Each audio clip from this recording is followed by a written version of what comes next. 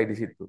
Jadi dari 5W1H itu, ketika Anda sudah mampu untuk memilih kapan Anda menggunakan itu, produkmu itu tinggal diganti-ganti topiknya. Hari ini saya mengambil what dulu deh, besok atau minggu depan where, minggu depan lagi how, minggu depan lagi why. Satu produk kan tinggal diolah dari 5W1H itu. Bagaimana Anda menarasikan, biar orang nggak bosan. Tapi kalau hanya itu terus muncul di media sosialmu, kan orang bosan. Tapi kalau sudut pandangannya mau dari 5W1H, kemudian diputar-putar, kan kalau misalnya dari sisi Hu, yang datang situ kan bukan tiap hari si Cinta Laura atau si artis ini atau pejabat ini. Kan ada berganti-ganti. Misalnya gini, tiba-tiba banyak siswa datang ke situ kan, ya kan? Nah, Anda bisa mengurai. Nah, misalnya restoran ini sekarang ini lagi ramai dikunjungi anak-anak sekolah, gitu loh. Jadi sekolah lain yang merasa masa sekolah dia bisa, saya dong. Nah, jadi mengattract orang untuk datang ke situ gitu loh. Atau membeli produk ini. Produk ini sekarang lagi banyak dibeli oleh mahasiswa fakultas ini di universitas ini. Cari gambarnya, lalu cari testimoninya, sehingga orang, oh iya, kan itu dari sisi Hu kan. Oh iya, berarti mahasiswa lain juga dibuat tertarik untuk ikut membeli produk itu, gitu, atau menggunakan produk itu, atau mengunjungi tempat itu. Jadi seperti itu apa tentang dasar-dasar dinasti bagi bagaimana membuat topiknya orang mau mempromosikan produknya kan, keunggulannya dan lain-lain. Jadi seperti itu. Oke, kita masuk sesi tanya jawab. Kita buka eh, pertanyaan, silakan. Kalau ada yang dari peserta online yang mau bertanya,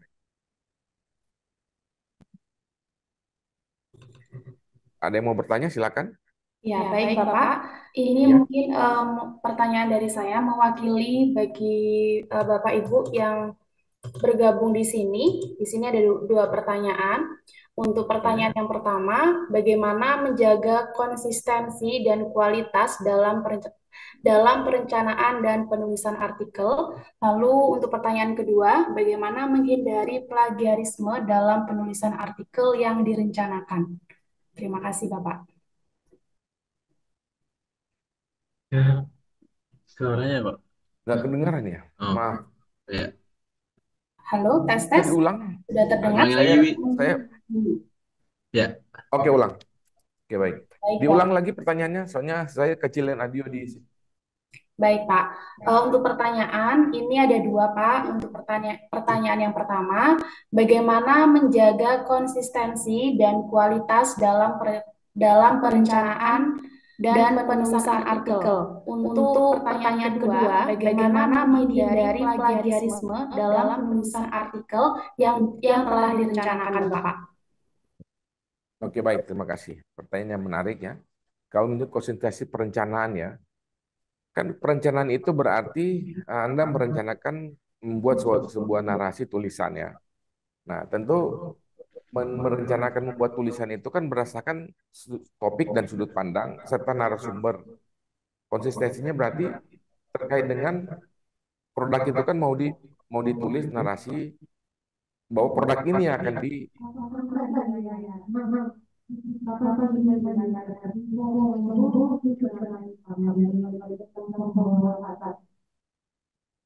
maaf ada kesalahan teknis.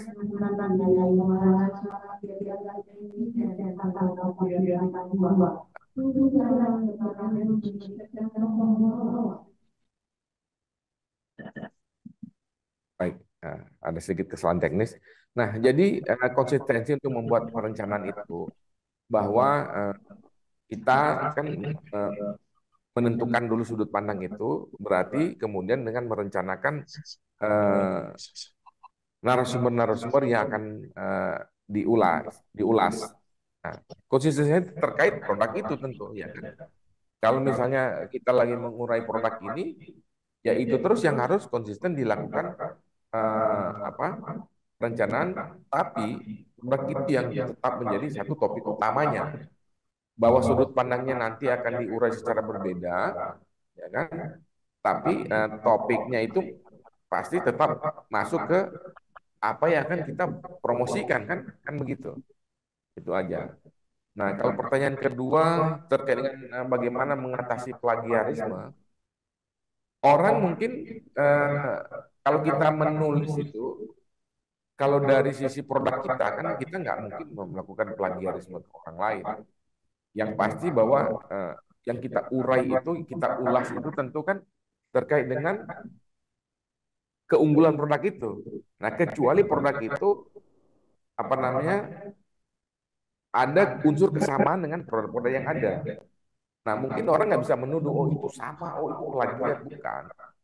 Tapi narasi-narasi itu yang perlu hati-hati, karena kan makanya kalau menulis itu jangan sekali-sekali mengambil referensi dari media sosial lalu kemudian copy paste, ya kan? Copy paste itu kan boleh, tapi kalau di media sosial. Tapi ketika Anda mau menulis itu di media online, dia bilang misalnya kan setelah peserta ini sudah mulai praktek, lalu kemudian dari sekretariat menganggap oke, sudah saatnya Anda memang kami terima sebagai kontributor. Nah, tentu jangan sampai copy paste dari artikel orang lain gitu loh. Nah, itu akan sangat ketahuan karena kalau misalnya di mesin pencarian Google yang menggunakan search engine optimize, dia itu ketahuan. Memang ada satu perangkat ya, aplikasi narasi-narasi itu ketika taruh di situ, dia akan merubah itu misalnya 80%. Begitu di search Google, oh iya, 80% berbeda. Ada itu, aplikasi itu. Tapi kalau misalnya secara itu biasanya kan isinya nggak terlalu menarik. Tapi akan lebih cenderung membanggakan dan Anda akan menguasai bahan ketika originally itu Anda liput, Anda bikin daftarnya pada saat perencanaan tadi, kemudian Anda cari bahannya, lalu kalau ada orang yang datang Anda bikin testimoni, suruh dia bicara, ya kan? Kemudian Anda urai tentang apa keunggulan itu. Makanya melakukan usaha itu atau menjadi citizen journalism itu kan dia cenderung jujur. Namanya juga karya jurnalis. Karya jurnalis itu kan sesuatu kejujuran. Karena kita menjual, kalau karya jurnalis itu kan menjual idealisme dan menjual apa? Maaf, bukan menjual idealisme apa? Menjual jasa kepercayaan, trust. Kita kan menjual kepercayaan kepada publik. Kalau media nggak dipercaya orang, siapa yang mau baca media itu kan? Misalnya contoh kemarin kan sempat perang antara Metro TV sama TV One pada saat Pilpres 2019 lalu. Satu bilang Prabowo menang, satu bilang Jokowi menang, satu sudah sujud, satu begini. Itu perang karena apa? Akhirnya kan kepercayaan publik itu menurun kepada dua media ini. Sehingga ada media alternatif yang masih netral-netral itu yang akan lebih percaya. Ketika sekarang ini Metro TV yang begitu kencang bicara tentang Pak Anies, lalu kemudian TV One yang sedikit-sedikit, ya, mungkin karena pemiliknya ada berhasil. Tapi tidak sekencang 2019. Itu kan fakta. Saya berani bicara tentang satu nama televisi karena memang itu pernah kejadian kan, 5 tahun lalu. Nah, kalau misalnya itu terjadi, bisa tidak ada kontestasi begitu, tiba-tiba media itu memberitakan sesuatu yang plagiat atau apa kan, orang akan tidak percaya lagi dengan media itu loh. Karena nah untuk menghindari itu akan lebih terhormat bagi seorang citizen journalism itu dia mengumpulkan mencari bahannya sendiri. Setelah dia menulis itu kepuasan batin itu tuh keren banget, benar-benar puas. Apalagi informasi dia itu menguntungkan atau bermanfaat bagi masyarakat banyak. Jangan salah bahwa banyak informasi yang terjadi di masyarakat itu, misalnya ada kecelakaan di sini, polisi belum turun di situ, ya kan? Ambulans yang dekat situ, misalnya ada rumah sakit dekat situ ada kecelakaan. Begitu dia tahu itu cuma jarak 15 meter, 20 meter, itu pasti orang yang ada di dekat situ pasti dilantar. Dia dapat informasi dari mana? Media sosial, kan begitu. Itu kejadian. Misalnya misalnya contoh kemarin kan kejadian yang di Tamrin situ kan. TV belum ada kan, lebih dulu kan di Facebook sama di mana itu kan. Ada kejadian tembak-tembakan itu yang di apa tuh Tamrin itu kan. Awalnya kan dari media sosial gitu loh. Nah, jadi seperti itu kekuatan media sosial. Nah, kalau misalnya media sosialmu itu banyak mengutip dari artikel media lain lalu itu, ya berarti Anda itu hanya memposting, ya kan, postingan orang diteruskan, nggak masalah, ya kan. Tapi tujuanmu itu hanya untuk meneruskan, kan. Tapi kalau memang niatnya adalah untuk menjadi citizen journalism, memberikan kontribusi, memberikan informasi kepada masyarakat, akan original beritamu atau informasi itu kan lebih menarik. Nah, cara menghindari itu ya turun sendiri, membuat referensi, kemudian mengumpul bahan, lalu kemudian nanti menjadi kontributor di Gue Tilang boleh, karena itu akan ketahuan gitu loh. Caranya seperti itu. Ya, oke. Ada yang mau bertanya lagi? Silakan. Baik, terima kasih Pak Hendro untuk jawabannya. Untuk pertanyaan peserta yang ada di Zoom, Bapak Ibu, ada pertanyaan lain?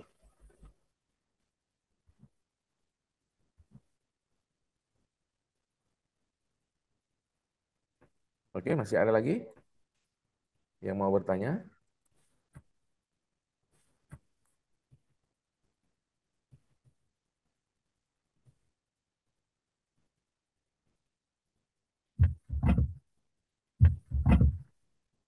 Ada lagi yang mau bertanya?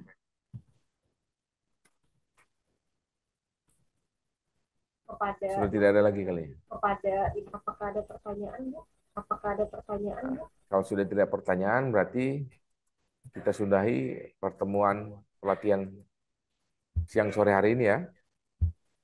Baik, terima kasih. Bagi peserta yang sudah mengikuti pelatihan Citizen Journalism siang sore hari ini, saya mengucapkan terima kasih.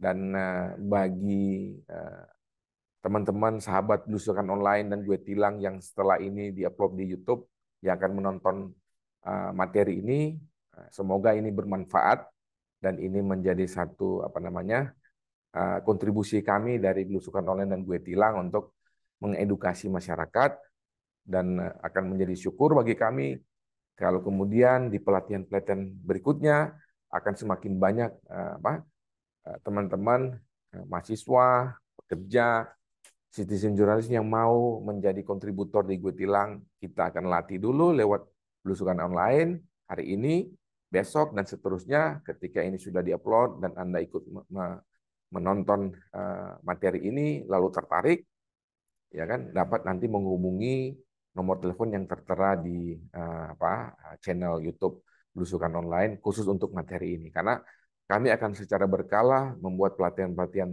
serupa bagi citizen journalism. Karena sekarang ini eranya digital informasi yang nggak bisa dibendung semua pihak.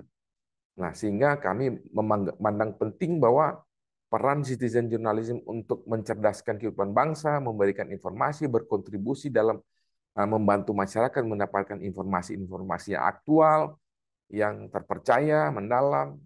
Kami memberikan satu kesempatan yang seluas-luasnya dan secara berkala membuat pelatihan-pelatihan. Nah, ke depan nanti mungkin ada pendalaman materi, bisa secara offline maupun online. Nah, itu yang sedang kami lakukan, dan di grup Cybers grup ini ada Belusukan Online, dan nanti akan ada materi-materi yang mungkin kita akan mewawancara narasumber, tapi kali ini tentang materi pelatihan. Nah, kita akan salurkan orang-orang atau teman-teman calon-calon kontributor citizen journalism ini agar lebih serius, kita upgrade. Kalau dia biasa main di medsos, kemudian tulisan-tulisannya menarik dan bagus, kenapa tidak menjadi kontributor? Karena karyamu itu dibutuhkan dan bermanfaat bagi banyak orang. Ya, terima kasih. Selamat sore. Assalamualaikum warahmatullahi wabarakatuh. Salam sejahtera.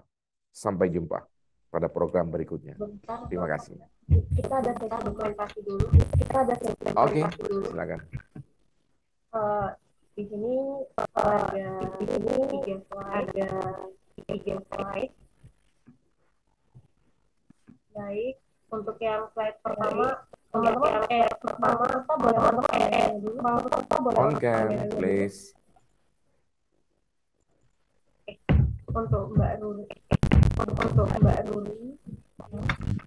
Bu Erlin,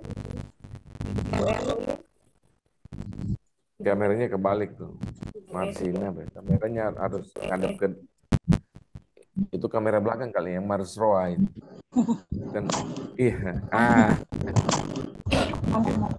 Ibu Evi, Ibu Evi, untuk Ibu Neni juga, untuk Ibu Neni juga boleh. Ibu Evi, Berarti untuk sertifikat nanti peserta bisa menghubungi sekretariat ya. Oke. saya mulai ya segmentasinya. Iya. Mulai ya segmentasinya dua,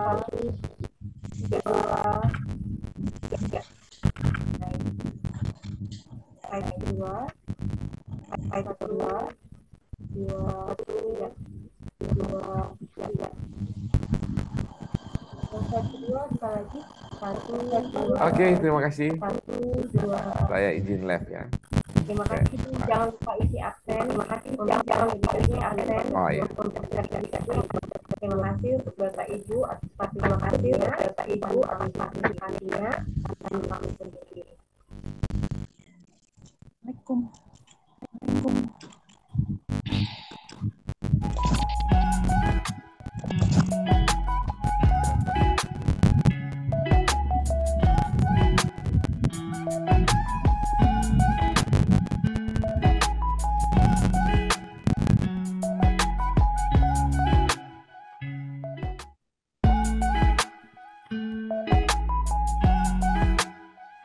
Dia kalau di YouTube nggak live ya? Oh nanti yang dia upload. Oh mau di edit dulu ya?